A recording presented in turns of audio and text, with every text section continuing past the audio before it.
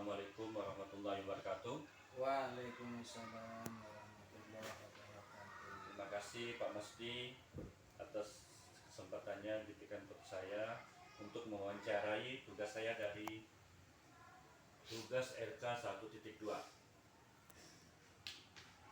Sini saya mewawancari teman sejawat yaitu teman saya Pak Masdi SPD. Oke Pak, saya langsung bertanya. Pertanyaannya terlalu banyak. Yang pertama saya tanyakan Pak, kenapa anak kurang minat dalam belajar perkalian di sekolah kita gitu? Kalau setelah diperhatikan kurangnya motivasi diri dari dalam diri anak itu sendiri Ya, untuk perkalian itu, sehingga Motivasi kurang begitu mengenal ya, kurang motivasinya. motivasi klien ya. Kemudian Pak lanjut yang kedua, bagaimana motivasi siswa untuk menghafal perkalian 1 sampai 10? Nah, saat ini nampaknya motivasinya itu kurang semangat dari Dia kurang semangat anak itu ya? tentang perkalian. Ya. Oke Pak, yang ketiga, kenapa siswa tidak bisa menjawab perkalian dengan benar? Nah, jadi kalau kita lihat anak itu kurang memahami konsep perkalian itu Berarti ya, sendiri. tidak mengontrol seperti Nah, itu ya. Nanti Pak ya, yang keempat, mengapa peserta didik mengantuk saat proses pembelajaran berlangsung?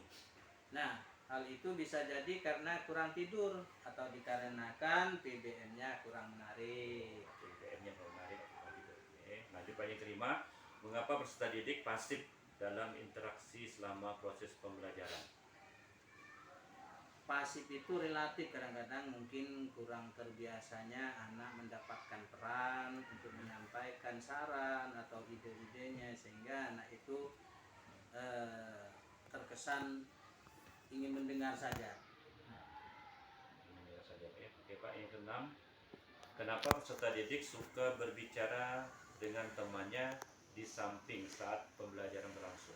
Nah, ini kadang-kadang Ngomong terbawa dari pengalaman anak, mungkin ada hal-hal yang ditemukan di luar sehingga dibawa ke sekolah waktu belajar, lalu diceritakanlah kepada temannya.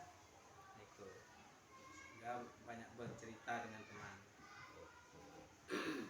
Pak lanjut Pak ya, yang ketujuh, tanyanya kenapa peserta didik sering izin keluar kelas pada saat proses pembelajaran? Ya, biasanya anak itu tidak betah dalam kelas, mungkin karena suasana kelas panas atau juga karena merasa jenuh dan sebagainya, sehingga sering dia tidak ada kepentingan pun kadang-kadang dia keluar ke kelas. Ya.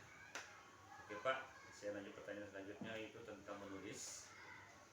Pertanyaan ke-8, kenapa peserta didik malas menulis saat diberi tugas? Ada yang malas? Iya, itu. Jadi anak itu memang ada yang terbiasa menulis, mengeluarkan ide-idenya, dan juga ada yang memang kurang punya inspirasi untuk menulis sehingga dia malas untuk menulis, kurang terbiasa. Lanjut Pak ya, yang ke-9 pertanyaannya, kenapa tulisan peserta didik itu tidak rapi Pak, atau tidak bagus? Ya, Kan selama ini kurangnya latihan menulis dengan garis 5 umpamanya, karena terus terang materi bahasa itu terlalu padat sehingga untuk latihan menulis memakan waktu, kadang-kadang tak tersampaikan. Oke Pak, yang selanjutnya yang ke-10, mengapa peserta didik kurang memahami penulisan EYD yang baik?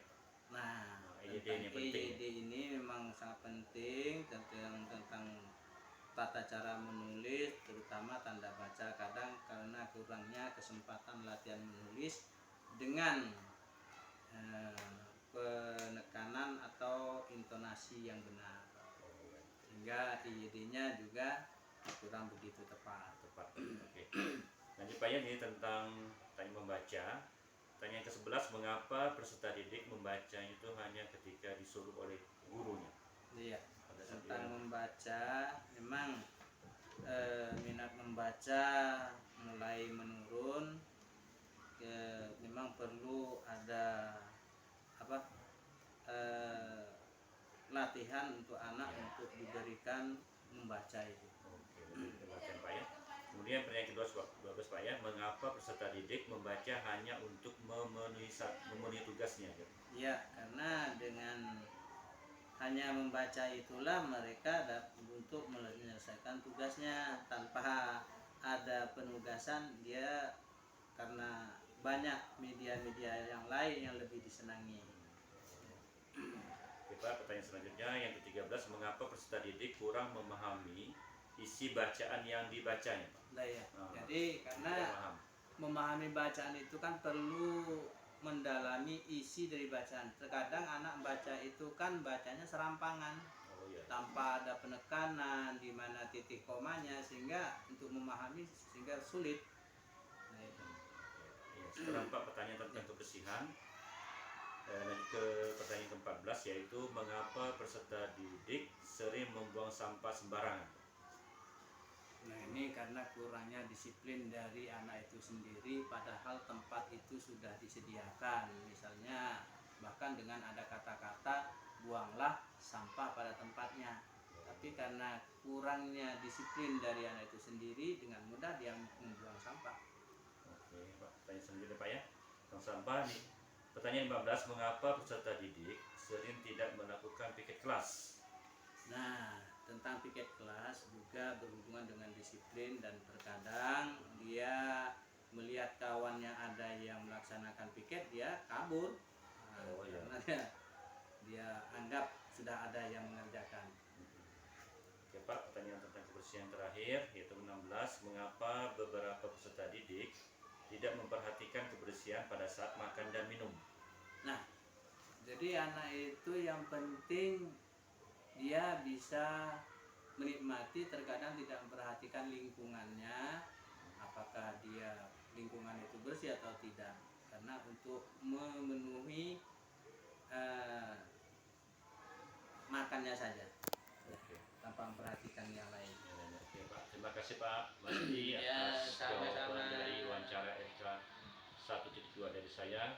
Semoga wawancara yang bermanfaat untuk saya. Amin, amin, semoga sukses. Terima kasih Pak ya. Ya, oke. Assalamualaikum warahmatullahi wabarakatuh.